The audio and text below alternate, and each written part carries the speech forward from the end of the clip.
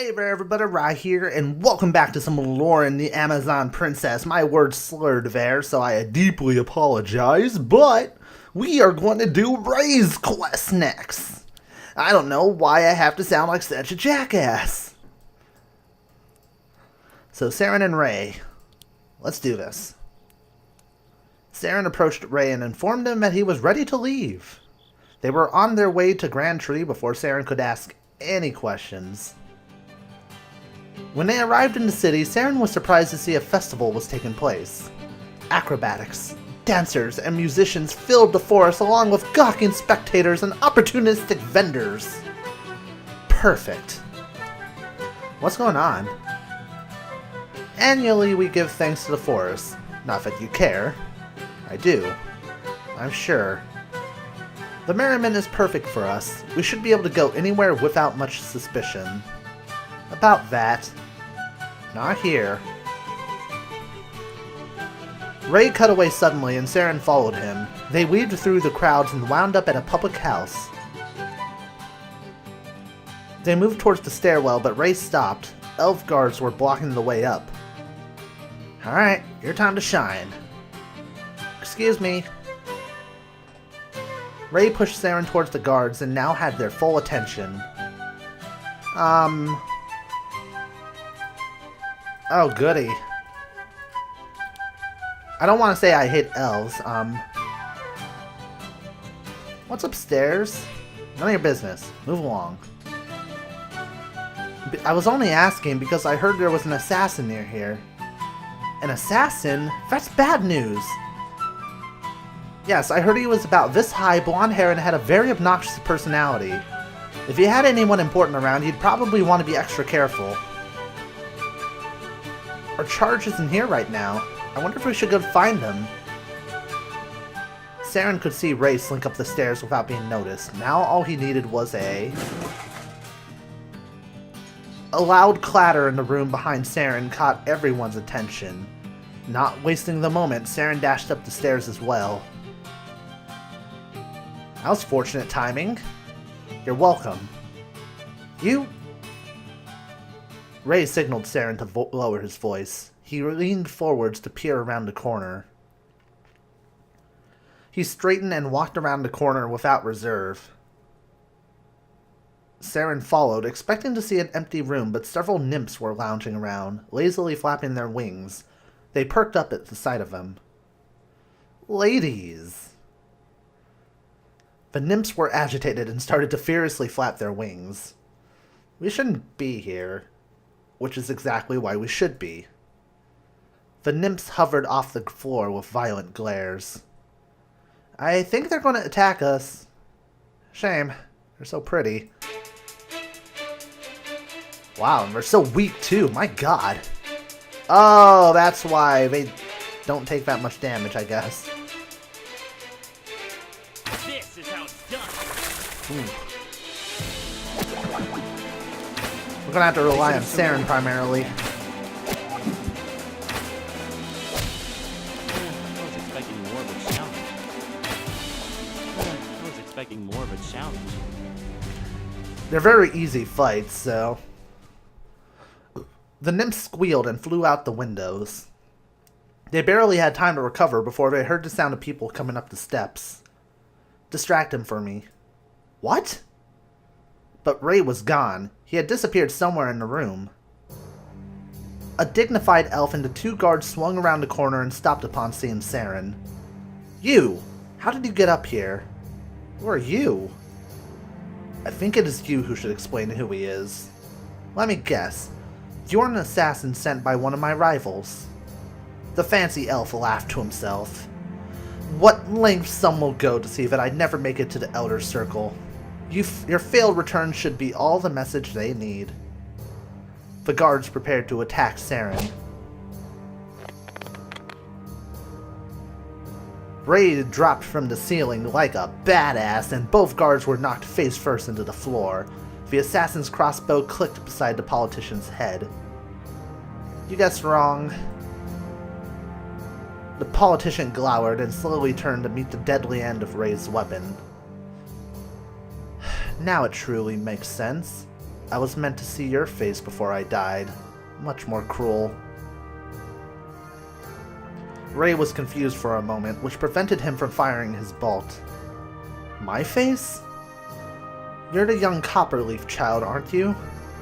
I must say, it isn't working. I feel nothing and regret nothing. Would you mind making some sense, or were those your poetic last words? You don't even know! The politician laughed, and the confusion angered Ray. What don't I know? I knew your parents. The same fool who sent here to me knew them too. Oh, wait. Sorry, I misread that. The same fool who sent you here to me knew them too. The elf laughed deliriously, and Ray kicked him to the floor. Did she really not expect that I might tell you? Did she plan that I would die before I get a chance? Ray glared at the cackling elf on the floor. His crossbow was starting to tremble. Dark elves. No. You? Ray's voice was low and harsh. And her. They were in our way.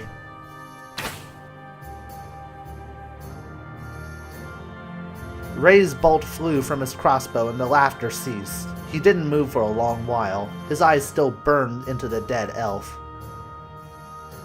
Ray? It's over now. No, it's not over yet. Ray ran forward and leapt out of the room through the window. Saren ran to the window and watched him hit the ground running.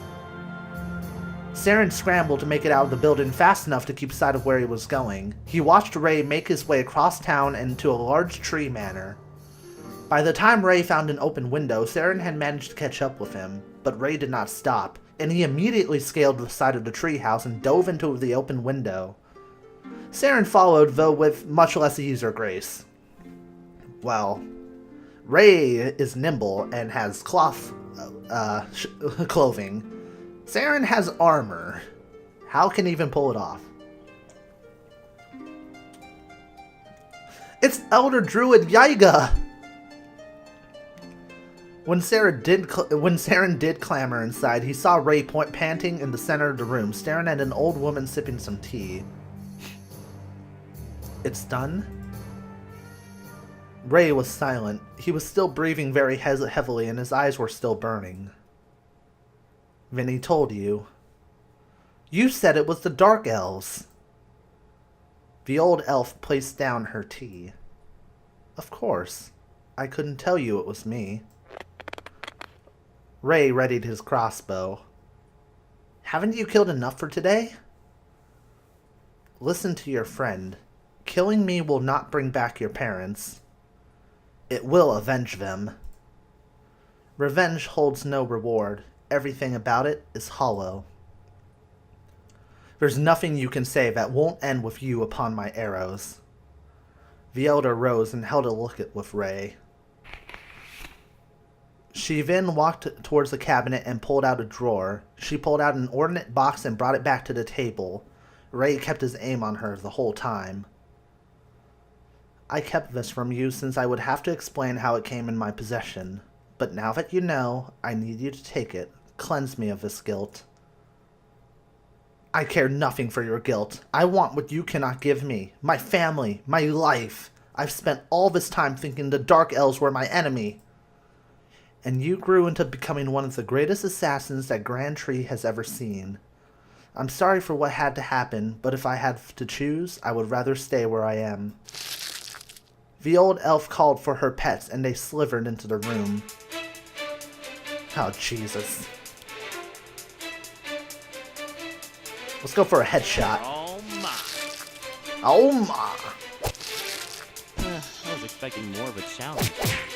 I kind of was too, to be honest.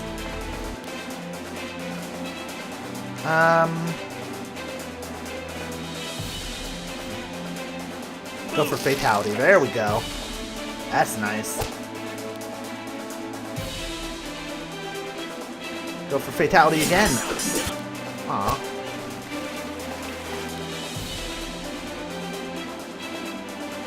Headshot. Beat the shit out of her. Beat her until she's dead.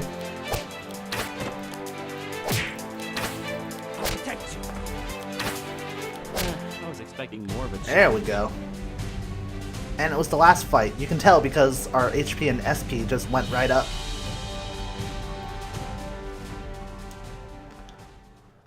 Whew. Ray almost could not stand after the fight was over. His training was failing after learning such devastating news. We need to go now before we are caught. Eventually, Ray stood and recomposed himself. He looked over at the box on the table. He approached the box and opened it. Inside was a crossbow embellished with the copper leaf insignia. Ray reached out and lifted it gently out. Did that belong to your parents? It seems one thing about my past has not been a lie. My father was also a marksman. Then it is in your blood. Ray zoned out once more, but then he shook out of it and headed for the windows. We must disappear. Now. I'm right behind you. Ray jumped out of the window like before, and Saren learned to keep pace this time around.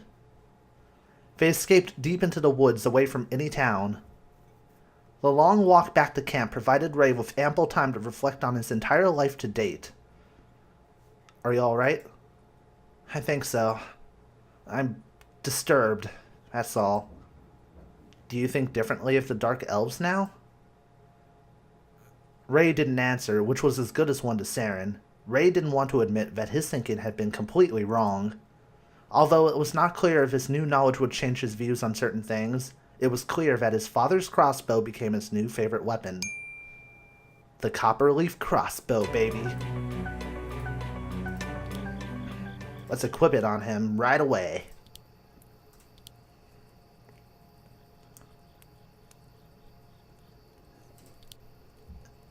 And let's give this new crossbow to somebody else.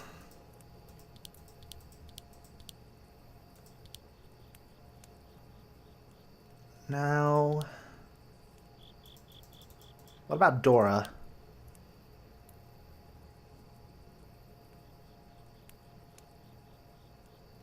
Yeah, let's go with that.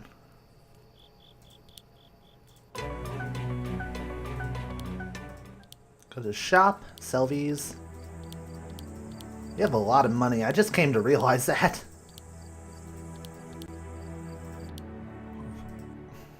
Alright, let's check around.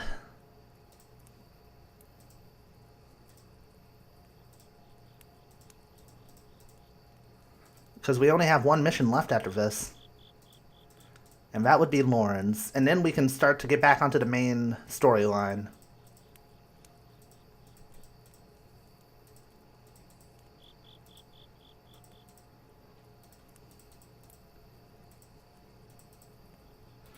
Alright, let's save our game then and head to Loren's path. The only quest left.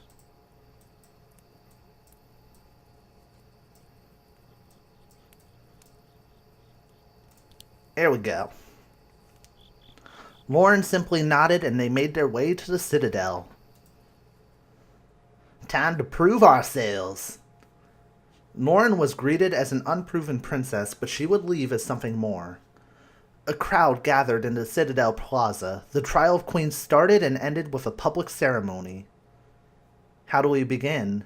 Or, how do we begin? I've yet to be told. The crowd parted, and Karen walked up to her daughter. Loren, I'm glad to see my own daughter where I once stood. May you own the pleasure someday as well. The trial of queens take place below in the reliquary. The door is here.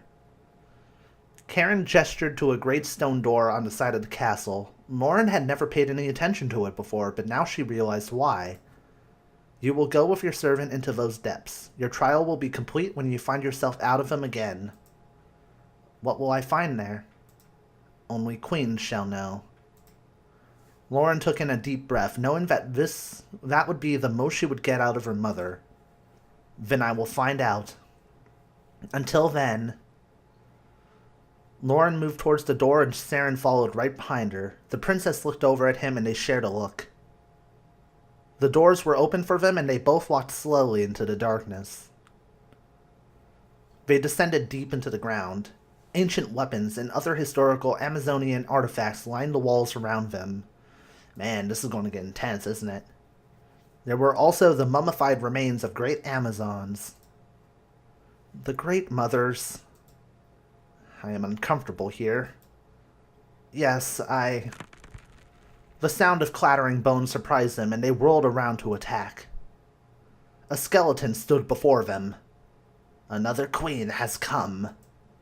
I cannot believe it. Hold your weapon. Loren bravely walked up to the skeleton. It watched her calmly. Are you one of my great mothers? Your land is in famine. What? A child steals food. Do you punish the child? Pardon? Do you punish the child? Oh God, it's a test. It's not just a physical test. It's like testing our morality or something. Okay, let me think about this. So our land is in famine, so we're starving, and a child steals food. Do you punish the child or not? Now, normally I would probably say do not punish the child, but in a world of Amazons where rule is key, I want to say do not punish the child. How could punishing a child for the crime of hunger serve my people? The skeleton immediately collapsed into a pile of bones. What happened? I'm not sure. Who was that? I believe I know. There was a queen who sentenced a child to death in her reign. There were many deaths from starvation that year.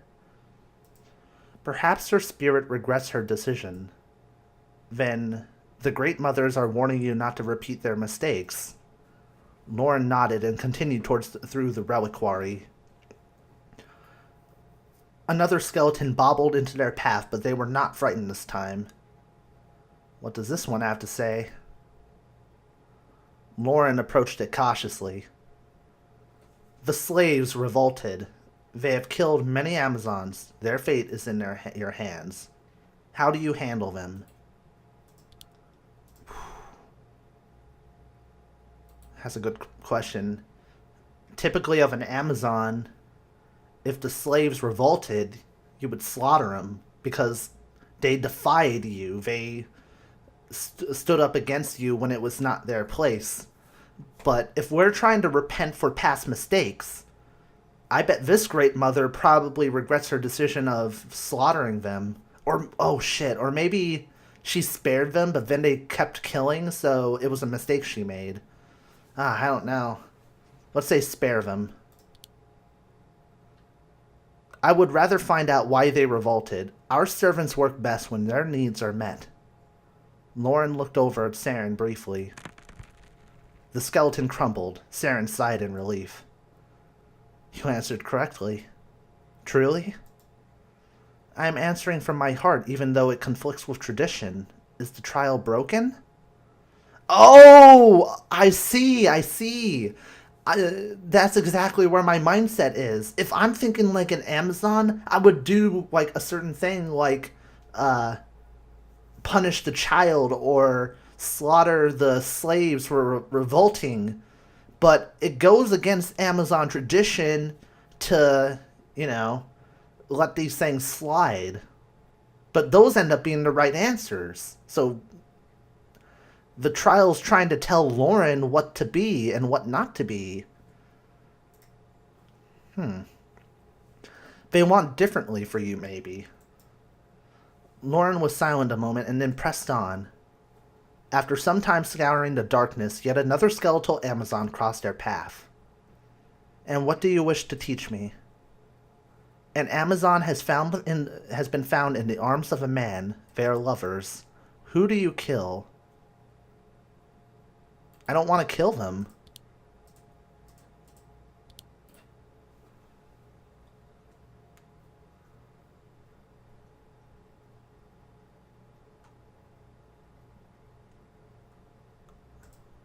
It doesn't seem right, because killing the man would just... Because if the whole idea is to go against tradition, kill the man is incorrect. But killing the Amazon would be wrong too, right?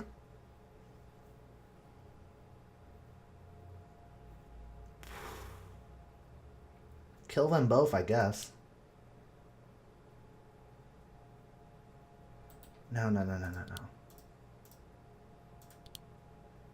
I would punish the... Loren could not think of a faceless Amazon. She could only think of her mother, or herself. Loren swallowed and could not continue, and then she was very angry. I would not kill either of them. How can you offer me no other option?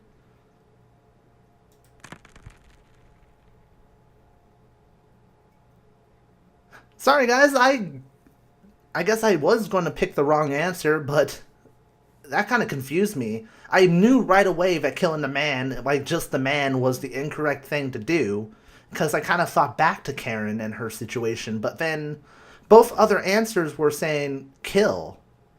So I was like, huh, is this a trick question? And it was. The skeleton disappeared from Loren's view just as she was working herself up. She had to blink a few times to realize she had passed the Great Mother's question. Loren stood in silence for a long while. Loren? She turned around with a start. I'm sorry. Let's move on. They walked further until they reached the end of the reliquary. There was a similar stone door, which meant they had found their exit. We've made it, Your Highness. I was expecting more. It's no matter. Let's be done with this. She pushed away her disappointment and opened the door with Saren's help. Moonlight poured into the cavern. They stepped out into the night and saw that the population had gathered on the other side to welcome them. However, instead of being greeted with celebration, all of the Amazons were quiet. Loren was wary as she stepped out in front of them. Queen Karen stepped out from the crowd with her war spear ready. A circle formed around Karen and Loren. Saren was pulled back into the crowd. I see. I am to duel my own mother. Prove to your people that you are worth their loyalty. Karen raised her spear and braced herself for battle. Loren breathed deeply and reached for her own weapon. It would not be easy crossing weapons with her own mother, but she also feared that she may lose. Karen was not just one Amazon, but their queen. And even knowing that, she gave her mother one of her mightiest war cries.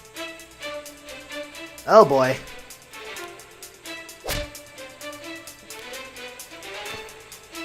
Let's do this! Bam! Confused her.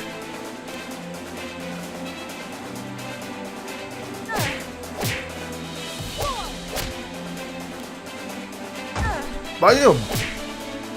Ooh, what did I do? I staggered her. Alright, I have the upper hand. Let's finish Karen off. Let's move on. Whoosh! Karen trembled.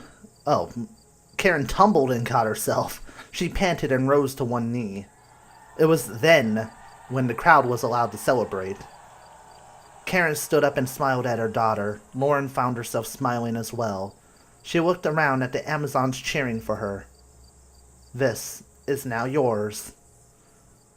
Loren looked back at her mother. Karen slipped off a beautiful necklace that Loren had not noticed before the duel.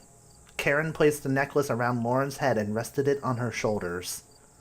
You have earned the love of your people. May your reign be long. Karen bowed her head slightly, but Loren bowed even more out of gratitude. Karen laughed. You needn't bow to anyone now. You are still queen, and you have given me a great gift. But it is you that won our duel. They smiled warmly at each other. Saren was finally allowed to join Loren's side. He beamed at her. Congratulations, Saren.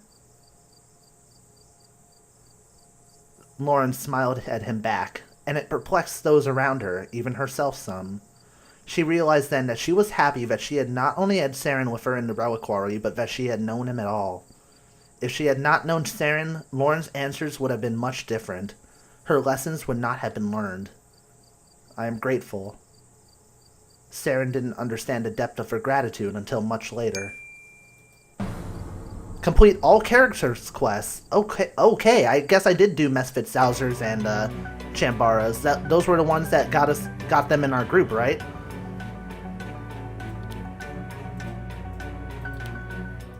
Okay, so admittedly I missed one. I missed one question, but you have to admit, it was kind of a tricky one.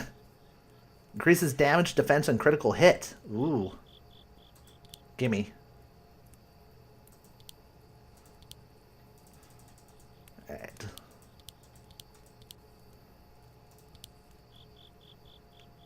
Increases attack and critical hit. Yeah, let's give it to Misfit. He could use that. Alright, let's talk to everybody.